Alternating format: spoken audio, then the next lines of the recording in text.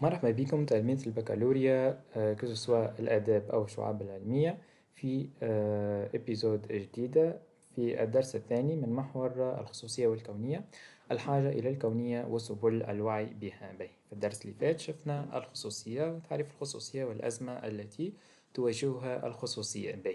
في الدرس هذا باش نشوفوا الكونية. ايش معناتها كونية؟ الكونية جاية مما هو كوني، مما هو عالمي، أو ولهنا عنا فرق أو فرق كبير بين الكونية والعولمي أو العالمي. باش نشوفوه في الدرس الجاي إن شاء الله. العولمة التي يعني تقر على هذا التشابه، التي لم يفعل سوى أن باعد بين المنطلقات التي تصرح بها وبين الغايات التي تستهدفها. نرجع للكونية. شنو هي الكونية؟ جاية مما هو كوني. الكونية الكونية مفهوم يشير إلى ما هو شامل وعام يتجاوز الحدود الثقافية والجغرافية أو العرقية، ويمثل مبادئ أو قيم أو قوانين تنطبق على جميع البشر. هنا هو يعني جاية من العام، مما هو كوني، مما هو شامل، مما هو عام، مما يتجاوز الحدود الثقافية والجغرافية والعرقية، ويكون يعني ينطبق، أو مبادئ أو قوانين تنطبق على جميع البشر دون استثناء.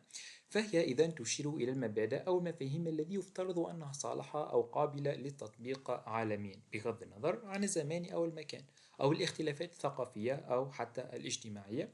يمكن أن يستخدم المصطلح في عدة مجالات. لهنا ناخذ أمثلة من الكونية هذه. شنو هي هالكونية هذه؟ مثلا القانون وحقوق الإنسان. احنا لهنا عندنا قوانين كونية.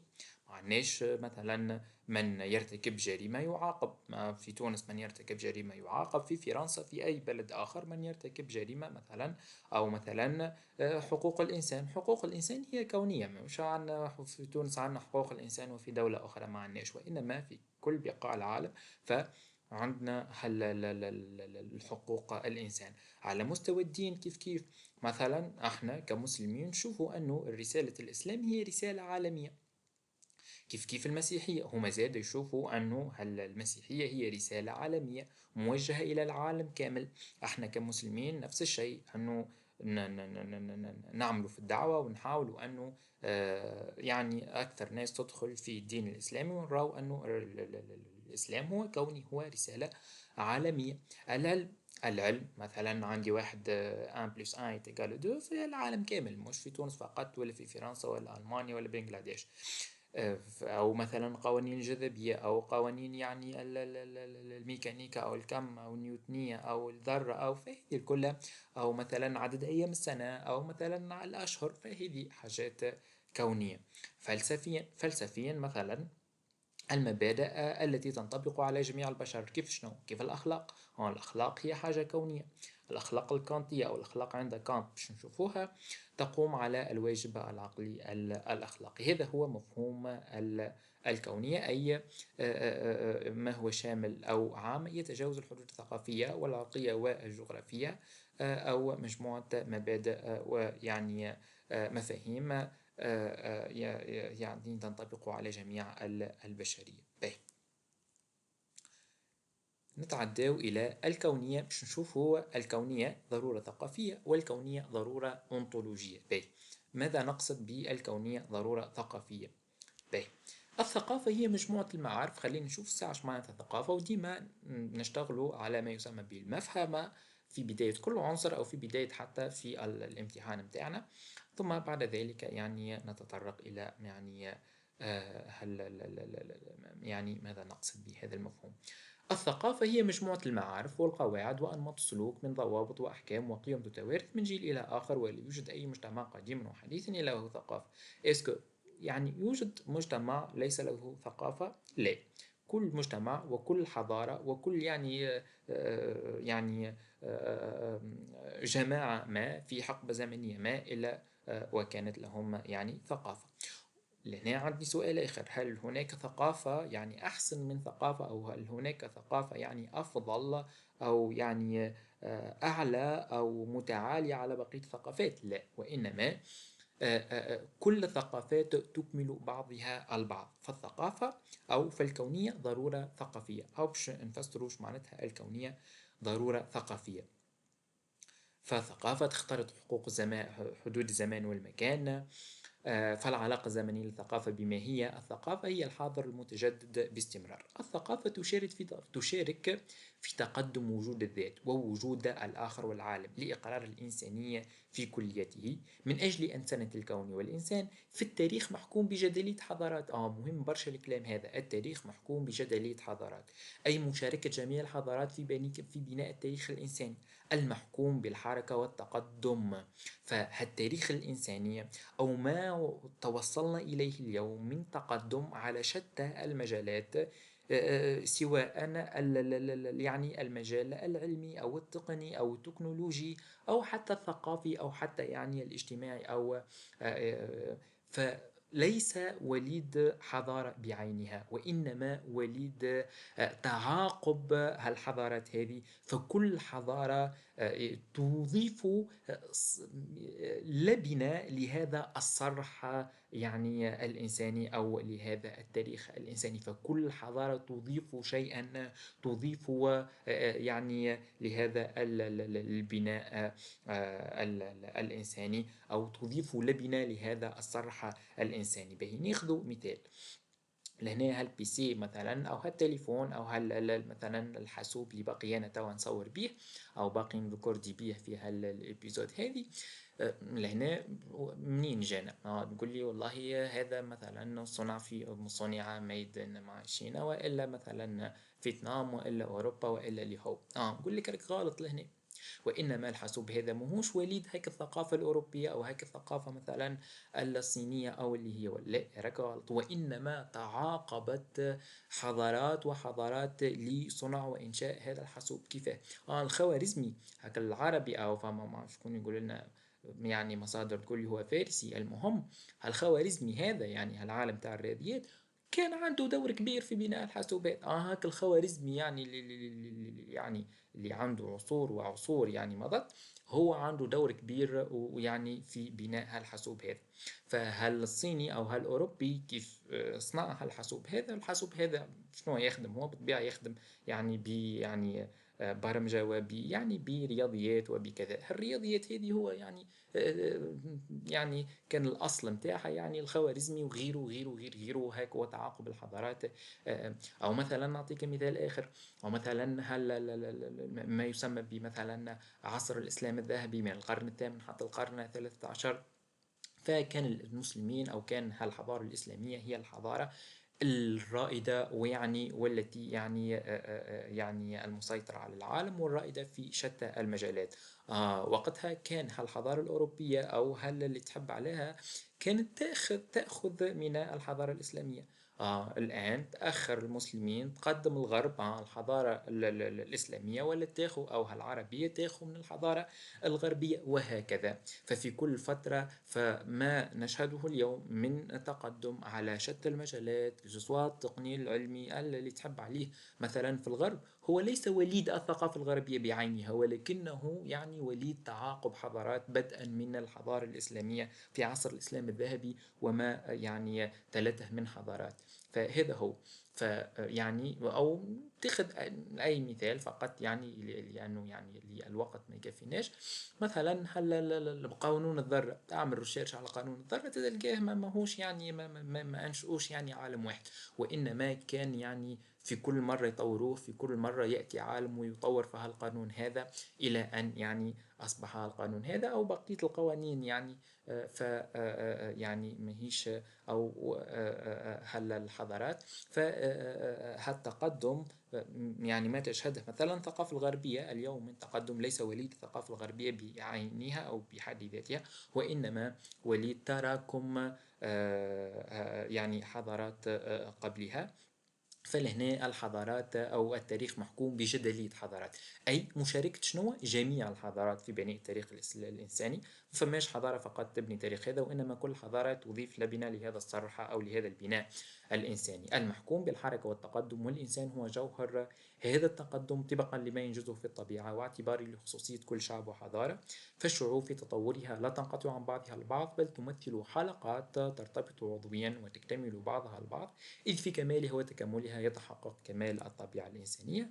فالثقافة جهد طبيعي تعطي به الذات معنى لذاتها وللعالم، وذلك بالتأكيد على أن للوجود الإنساني معنى من خلال ما تدخله من تغييرات بشكل يجعل جملة التغييرات التي يجريها الإنسان على ذاته وفي العالم متوائمة مع ما يتحقق من أفعال معقولة. فالثقافة تبحث عن المعنى، والثقافة أي عن الإبداع أي عن المعنى، وهي الفعل الإنساني الذي يواجهه الشطط أي الفوضى المتولدة من الصراع بين الثقافات والهويات.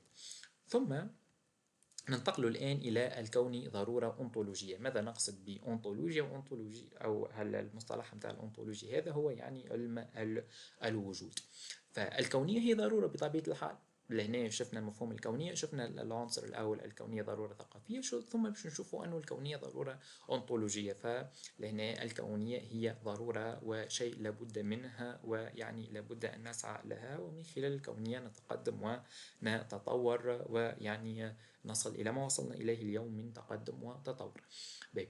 على المستوى الأنطولوجي شفنا على المستوى الثقافي، باش نشوفوا على المستوى الأنطولوجي. على المستوى الأنطولوجي تنبني الضرورة الأنطولوجية لكونية الإنسان على اعتباره كائنا كليا لا يمكن اختزاله في الحيز الضيق للزمان وللمكان أو للمجتمع.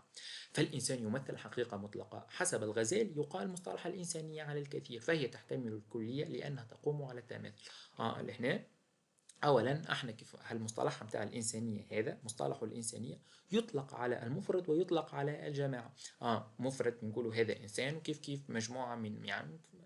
فالمصطلح بتاع الانسانيه يطلق على المفرد وعلى الجماعه.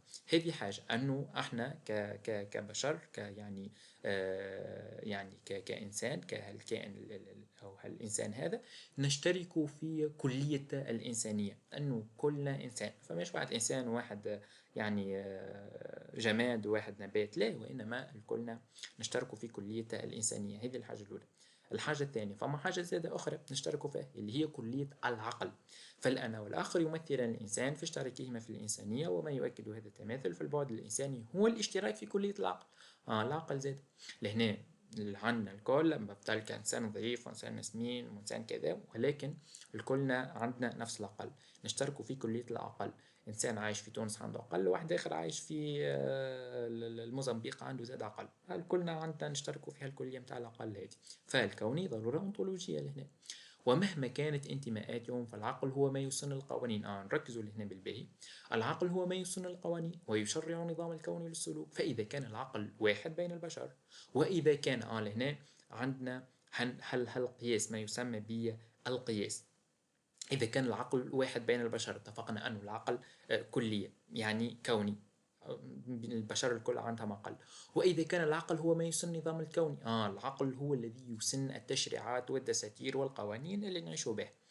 فإن ممارسات البشر مطالبة بأن تكون موافقة للواجب العقلي الكوني. على هذا الأساس أقر كان بأهمية توفر قانون سياسي كوني ينظم العلاقات بين البشر، ويضمن لهم حرية التنقل من دولة إلى أخرى، أي ممارسة الأفراد لحقوقهم بحرية وفق ما يقتضيه الواجب العقلي.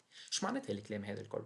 بما أنه اتفقنا من بكري أنه العقل هذا يعني تشترك فيه البشرية الكل، أنه كلي، أنه كوني على الأقل هذا. وبما أنه الأقل هذا هو اللي يشرع الدساتير والتشريعات والقوانين اللي نعيش بها، فإنه لابد للإنسان هذا أنه يسن مجموعة من الدساتير أو التشريعات يتحول بمقتضاه المواطن إلى مواطن عالمي.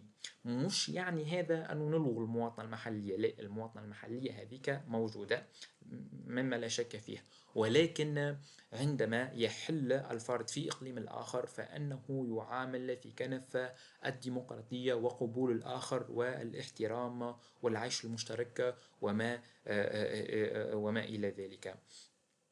وبما أن مفهوم الحق يشير إلى ما هو ثابت في البشر وقاسم مشترك بينهم، كان مطابقا للعقل في سعيه إلى إقرار ضمور التمتع بكل إنسان بحق شنو؟ بحق الضيافة. هالتشريعات هذه أو هالقوانين هذه تحق للإنسان أو تعطي للإنسان المشروعية والحق في التمتع بهالحق متاع الضيافة. أنت كيف يجيك ضيف للدار تفرح بيه، تعمل معاه الباهي، تعطيها أحسن ماكلة، تحاول يعني تحترمه وتقدره. هكا بالضبط زاد احنا كيف يجينا بما انه هالعقل هذا مشترك وهو اللي يصنع القوانين والتشريعات، فانه احنا كيف يجينا اجنبي يحل في الاقليم متاعنا في الدولة متاعنا نعامله في كان فيه هالحق متاع الضيافة. بما يعني حق الضيافة من شنو؟ من علاقات تقوم على الاحترام والتعايش السلمي بين الضيف والمضيف. كيف احنا نحلو في اقليم الاخر نفس الشيء. لهنا تنجم تقول لي يا اخي ما كل واحد يشد الدولة متاعه مش لازم هو انا نتنقل والاخر يجيني، لا نمشي لحد يجيني. ونقول لك فما اسباب قاهرة وفما اسباب حارقة تخلي الفرد او الشخص او يعني هل ينتقل او الى اقليم الاخر مكرها وليس يعني طوعا او يعني اختيارا وانما مجبرا ومكرها على غرار شنو؟ على غرار الحرب اللي نشوفوا فيها مثلا تو اللي تخلي يعني هالافراد هذوما يتخلوا على أوطانهم ومجتمعاتهم كارهين عفوا ويعني يغادرون إلى إقليم الآخر. كيف مثلا المجاعة، كيف المجاعة، الظروف الاقتصادية مهم برشا زاد الظروف الاقتصادية. كما مثلا احنا في تونس يجونا يعني من جنوب يعني افريقيا. كيف احنا زاد نهاجر الى الغرب الى اوروبا وكذا يعني املا ويعني في مستوى عيش كريم وكذا يعني. فالاسباب الاقتصاديه هي يعني تجبر على الشخص على مغادره وطنه ويعني فهل اللاجئين او هل يعني يعني الذين يحلون في اقليم الاخر او الذين يغادرون اوطانهم يعني يعني للدراسه او للعمل او ان كانوا لاجئين او وان اختلفت الاسباب، هل لهم الحق في الانتخاب؟ هل لهم حقوق؟ ليس لديهم اي حقوق، ليس لديهم يعني الحق في انتخاب من يمثلهم في اداره الشان العام، ليس فلابد من على هذاك يقول لنا كانت لابد من بما أن العقل مشترك بين جميع البشرية والعقل هو الذي يصنع التشريعات فلا بد من توفر دستور أو لابد من سن دستور يتحول بمقتضاه المواطن إلى مواطن عالمي. مش معناتها نفي المواطنة المحلية، المواطنة المحلية هذيك موجودة متفقين فيها، ولكن المواطن هذا يعني يتحول إلى مواطن عالمي حينما يحل في إقليم الآخر يتمتع بحق الضيافة. بما يعني حق الضيافة من الاحترام والتعايش السلمي ويعني ممارسة حقوقه وحرياته دون تضييق. لذلك كان لزاما أن تقتضي المضايفة تحرر الناس من نزعتهم العدوانية تجاه الآخر والمتمثلة في معاملتهم بعيدا عن أي شعور سلبي مرتبط بعقدة التفوق أو عقدة النقص، لأن كلا الشعورين لا يولدان إلا ممارسة أشكال العنف والصراع والإقصاء. لذلك يحدد كانت معنى الضيافة التي تعني حق الأجنبي بأن لا يعامل وكأنه عدوا حينما يحل في إقليم الآخر. كانت يقول لنا هالأجنبي هذا لا يعامل كأنما هو عدو حينما يحل في إقليم الآخر، فلا نعاديه طالما بقي حيثما هو مسالم، وإنما لابد أن يتمتع بحق الضيافة بما يعني حق الضيافة من تعايش سلمي واحترام وكذا. هيك نكونوا يعني فسرنا الدرس متاع الكونية أو الدرس الثاني من محور الخصوصية والكونية، درس الكونية، وشفنا مفهوم الكونية. والكونية هذه ضرورة ثقافية وضرورة أنطولوجية، لا يمكن أن نعيش بدون كونية، لا يمكن أن نتقدم بدون كونية. إذا كان باش ننغلقوا على أنفسنا وننغلقوا على ذواتنا ونرفض الآخر ونرفض هالكوني فينتهي بنا المطاف والأمر إلى مثلا جماعات هاك المايا تنجموا تعملوا عليهم ريشيرش ما زالوا يعيشون حياة بدائية بين ظفرين همجية بربرية ما زالت يعني. فلا بد من الانفتاح، والكون هو ضرورة ثقافية وضرورة كما شفنا وكذلك ضرورة أنطولوجية. هنا ما شنو المشكل؟ المشكل في الدرس الجاي إن شاء الله اللي باش يكون حول العولمة، وباش نشوفوا يعني هالخلط الذي رافق الإنسان من حيث عدم تمييزه أو عدم القدرة على التمييز بين الكون والعولمي، وهالخلط الذي تقر عليه العولمة لتمرير مصالحها البراغماتية والنفعية والأيديولوجية. ربي نجحكم وبالتوفيق.